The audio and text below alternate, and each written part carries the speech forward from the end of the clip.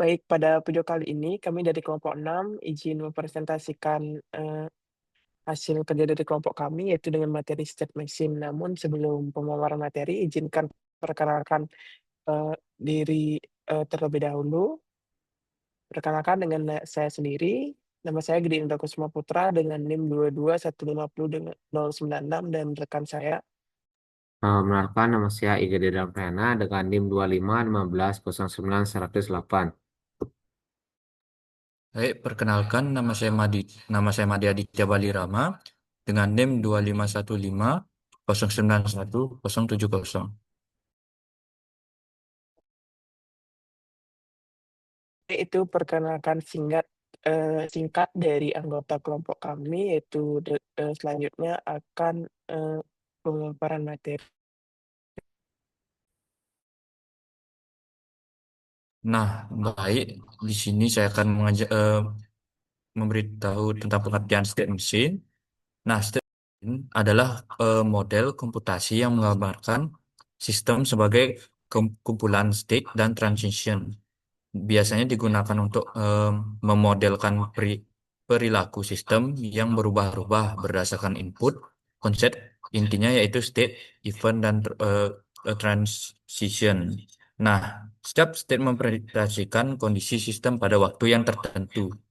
Sementara transisi menunjukkan perpindahan dari satu state ke state lainnya berdasarkan input, perintah, atau kondisi tertentu. Baik, untuk selanjutnya ada komponen utama state machine. Nah, komponen utama state machine itu yang bernama state, nah di mana kondisi tempat sistem berada atau kondisi yang menunjukkan state sistem saat ini. Yang kedua, transition, yaitu perpindahan dari satu state ke state lain. Yang ketiga ada input atau event, yaitu pemicu terjadinya transisi. Keempat ada output atau action, yaitu aksi yang dilakukan saat transisi atau saat berada di state. Untuk materi selanjutnya akan dijelaskan oleh rekan saya.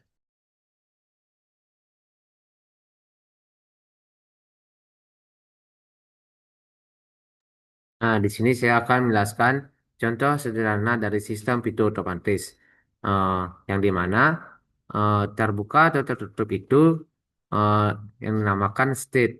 Nah, serta sensor mendeteksi orang dan sensor tidak mendeteksi orang itu yang dinamakan input. Nah, yang terakhir ada transisi tertutup terbuka jika sensor mendeteksi orang dan yang kedua ada terbuka atau tertutup, yang dimana jika jika sensor tidak mendeteksi orang.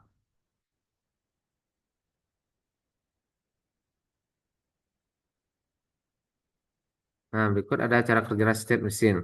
Nah, yang pertama itu ada sistem akan menerima input. Nah, kalau yang kedua ada sistem berpindah ke state yang baru.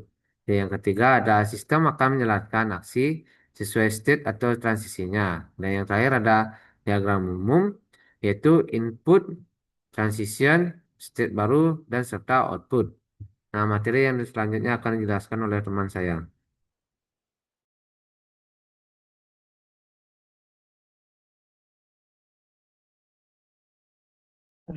Baik, pada, eee penjelasan selanjutnya itu saya akan presentasikan yaitu rangkaian state machine pada, Logisim.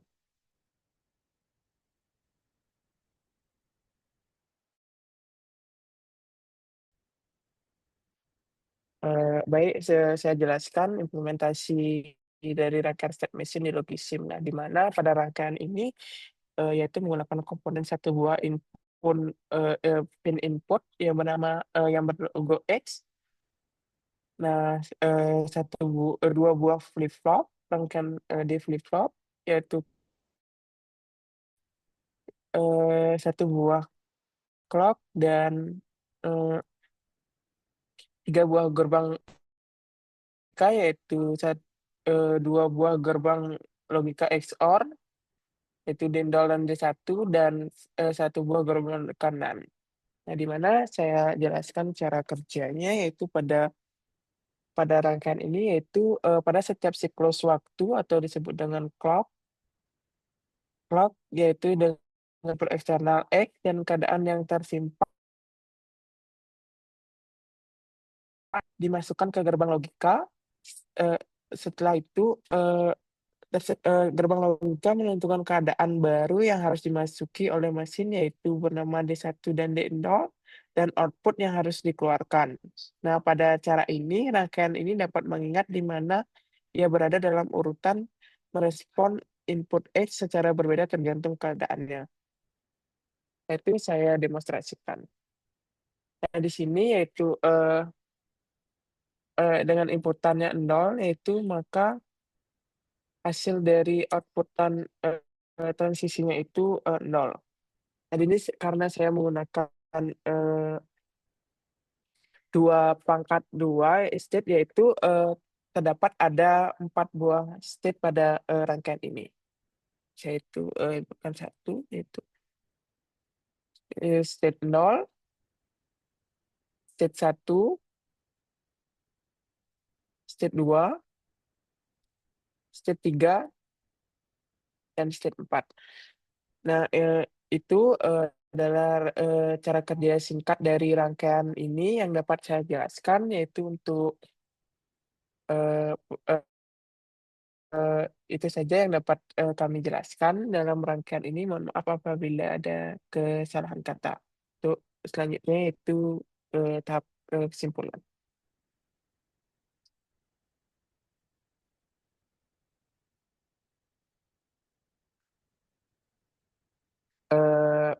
Baik, di sini yang dapat saya simpulkan yaitu state machine adalah sebuah metode pemodelan rangkaian yang sangat penting dalam memahami alur kerja sistem, khususnya sistem digital yang berjalan secara bertahap berdasarkan kondisi tertentu.